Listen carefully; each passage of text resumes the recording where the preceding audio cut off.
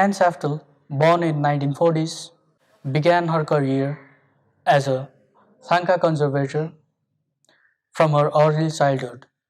When she was 7 years old, she visited so many museums back in the US, from where her love for the Thangkas began.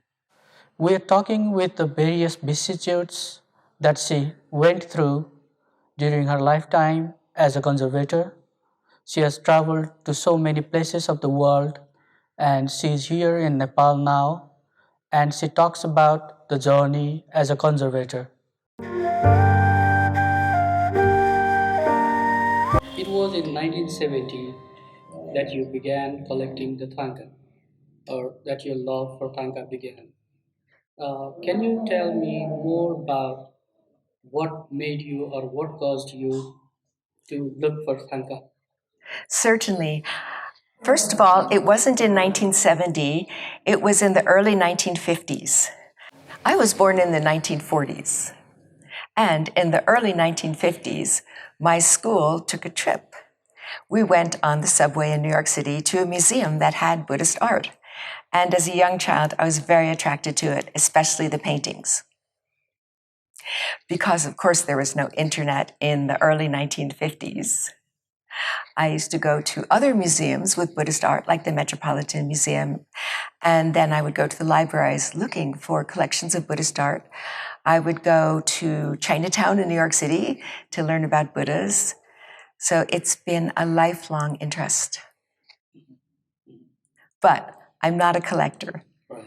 I don't go around purchasing things to have in my house or my office. The only thangkas that are in my possession belong to my study collection for my nonprofit. And we use these to educate in monasteries and in museums for people who wish to learn how to properly and safely preserve thangkas and other Buddhist art. Not a collector. Right. There's Very a big nicely said, difference. yeah. Yeah. Okay, so you started learning about the Thangkas that you collected. Is that right? I started learning about iconography of Buddhism in museums as a young child. I studied it. That's right. And then in 1970, that's 1970, I came to Nepal and India, and I was fortunate to meet very great teachers.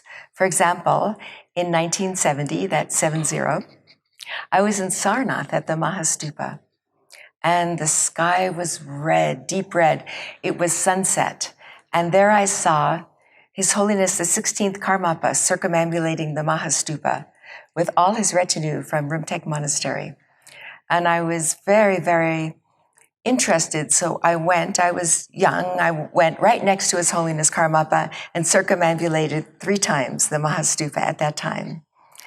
And then, shortly after, I had the great opportunity to have an interview, an audience, and be translated. And His Holiness the 16th Karmapa said that he remembered everything about it. He described the members of my family who were standing to the side who didn't join me and didn't circumambulate. And he said that it was the most auspicious day of the year with the red sky. So then he proceeded to say that my dharma work for this lifetime was preserving thangkas and other Buddhist treasures for monasteries, but not to do it for the money. So after that, I went to many years of graduate school to learn how to do it properly and safely. Yeah. So you happened to travel around India and Nepal in those time, in 1970s. Yes. Okay. So in Nepal, how you began your journey as a Thangka collector? As a conservator, not a As thangka conservator, collector. yeah. Yes. In 1970, when I was in Nepal, between Swayambhu and Bodha, there was only farmers' fields. So to get from one to the other, there was a public bus. And people like myself, young and vulnerable, would go on the public bus and go from one to the other. And the bus was considered too dangerous after 5 in the afternoon. So it was so peaceful and quiet. There were none of these buildings, very few monasteries. And once I wanted to go to Pokhara. So at that time, there was barely an airport. So you'd go sit out on the landing strip and just wait all day until the plane arrived. And sometimes the plane didn't come. Sometimes it did. Then you'd get on the plane and fly.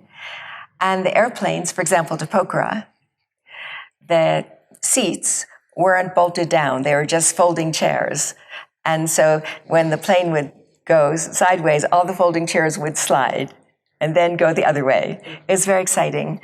At that time, Nepal was a peaceful, quiet place, and I sometimes still remember it like that.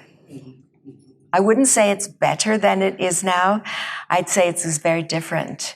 But it did afford me the precious opportunity to visit monasteries, and also people welcomed me in their homes, and I was able to work with craftsmen and painters to document their methods, which in some cases are very similar to what's happening these days. True. So in Pokhara, what were you involved in? I mean, for the conservation of the Thangka? I'd say that in 1970, I was documenting and observing. It's very tricky if people call themselves conservators or restorers and aren't trained how to do things scientifically and safely, with deep respect for the sacred art nature of the Buddhist treasures. So I was not doing hands-on, I was documenting and learning. Was it then that you traveled to Dolpa, or was it on later years? I just returned a few days ago from Zoom Valley, yes. And I was very fortunate to see the old gampas and to the wall paintings and old thangkas, and people welcomed me in their homes.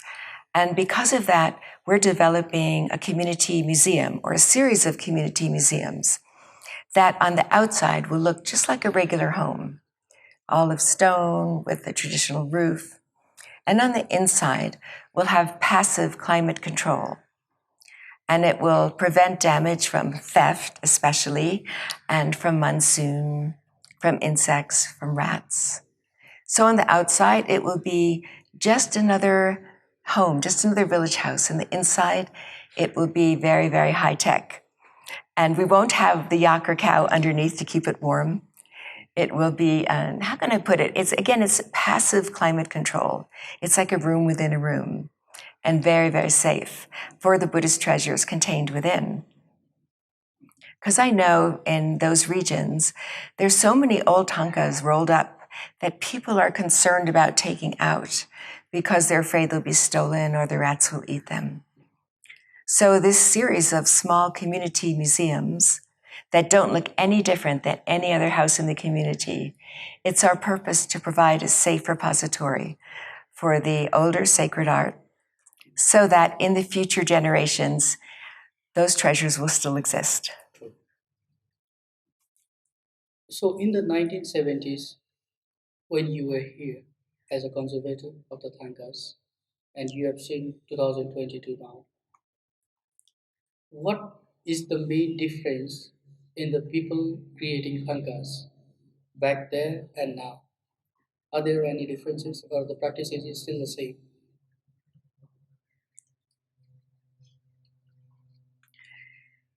It has to do with influence from, of course, internet, but it also has to do with the availability of traditional materials.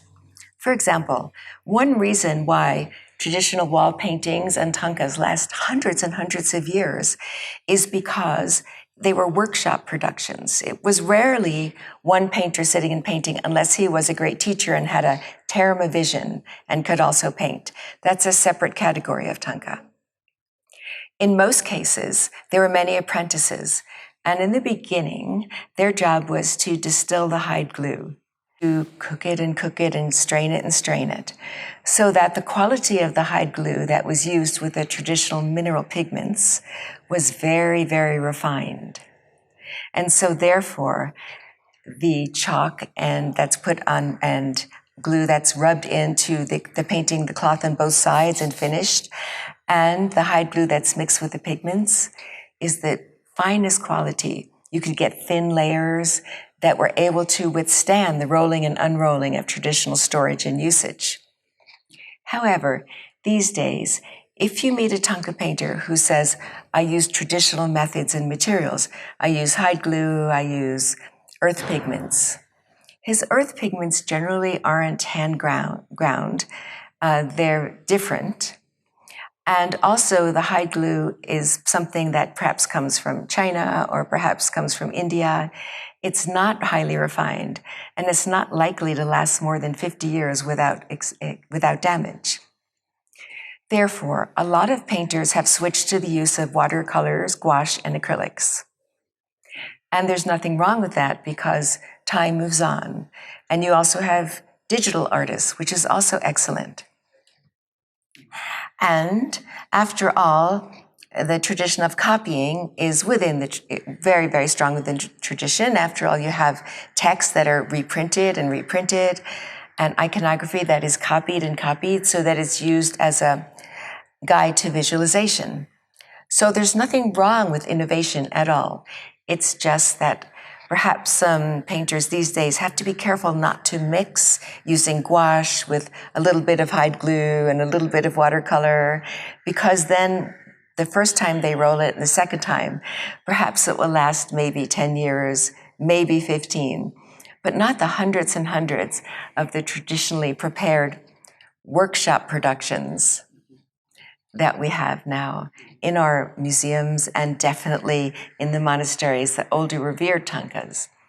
The master drew the initial image, and the apprentices perhaps did flat colors, and then the master came back at the end and did the face, the brocade, and some writing, the fine touches. So they were definitely workshop productions and of the highest quality that have lasted hundreds and hundreds of years because of the quality of the workmanship and because of the apprentices trained from since childhood. True. Mhm. Let me tell you one of my experiences that I had just a few months ago. I was in a Thangka shop where one Thangka cost around 10 lakhs and the other one cost just around 5,000. Looking at the Thangka, I could not differentiate what made it so expensive and what made it so cheap. As a conservator, could you shed some light on what makes it expensive and what makes it cheaper? Yes, certainly. First of all, conservators, professional conservators, are never involved with buying and selling. What we do when people ask about lakhs of rupees or how much that, we go like this. We don't want to know about how much something is worth on the market. We don't want anyone to think it's worth a lot from a monastery and steal it. We are not interested in commerce. So I won't be able to answer your question about that because I don't want to know about how much sacred art sells for. In other words, I'm not saying that it's wrong for a tourist to bring a thangka home, but in terms of how much they pay for it, I just don't want to know about that. What are the things that you look for to consider it a good Thangka? What I consider a good thangka is one that's used for its traditional purpose, which is as a guide to meditation, that's treated respectfully, and that is shown the traditional respect that it has deserves as an illustration coming from texts. I would say another way to answer your question is that it's been properly blessed by a teacher, and that therefore the deity has been awoken within it. It's not an aesthetic consideration. Is it a feeling that you get, or what is it? What is it like? I mean, if you toss the Thangkas that has been blessed by a master, does it have a different kind of aura, or does it? reflect to you in a different way? I think I'm not going to answer that question. That's a very personal question. And conservators, we approach everything as being worthy of being preserved. And so it would be really pretentious on my part to say, oh, this feels really blessed. I'm going to spend more time on that. That's definitely not the way I work. When I go in a monastery, I'm in service of the teacher. I'm in service of the monks who care for things. I am similar to the person that washes the floor. I'm only offering my service. And their concerns are my concerns. My opinion does not matter. I can offer science, I can offer experience, but the most important thing I offer is respect. Let's get back to the Sum Valley, the projects that you're doing there. Can you shed some more light on what you have been doing there and what is the conservation going on? How is the conservation going on there regarding the thangkas? What Certainly. is the state Mhm. like?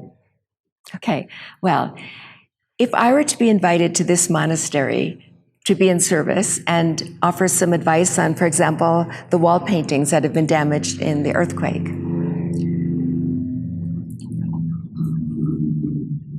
first of all, I wouldn't just march in and start giving my opinion. I would only come if I was invited by the main teacher of the lineage. I would be a guest. So it's the same entering a community like Tsum. In a monastery like this, I would come back time after time by invitation, and I'd work with caretakers, and we'd work together. But I'd have to feel that I was invited and that I was working with them, respected. I respect them. They ask me questions, and I respectfully offer an answer. And it's the same going into a closed community like Sun. This was my first time there, and the people there wanted to know if they liked me. They wanted to know if I fit in, if I was an arrogant trekker who would just march in and take out my camera and interrupt their lives. But in the end, they decided they really liked me, that I was adaptable, I loved hanging out with them, I didn't mind being dressed up in the yakir clothes. We had a wonderful time. So this would have gone nowhere if the community hadn't accepted me. So this visit was to decide whether I was going to be accepted by the community or not. And we all got along wonderfully. So now we're making plans for the next phase. That's right. Is the process where you go? Everywhere. It's the only way to work. Now, it's very different if I work in a museum. For example, after COVID, I was invited to Yale University to work with their conservators. They expect me to march into their laboratory and tell them what to do because I am the expert. That's a certain professional attitude that you have in museums, in Western museums. I've been doing it longer than anyone else. I'm the expert. So I share with them my knowledge. Of course, I want to know what they know, and we talk about treatments. But it's a whole different approach than when I'm invited in a monastery or a community. Definitely, there's a whole period of getting to know each other and acceptance or non-acceptance. That's the only way it can be.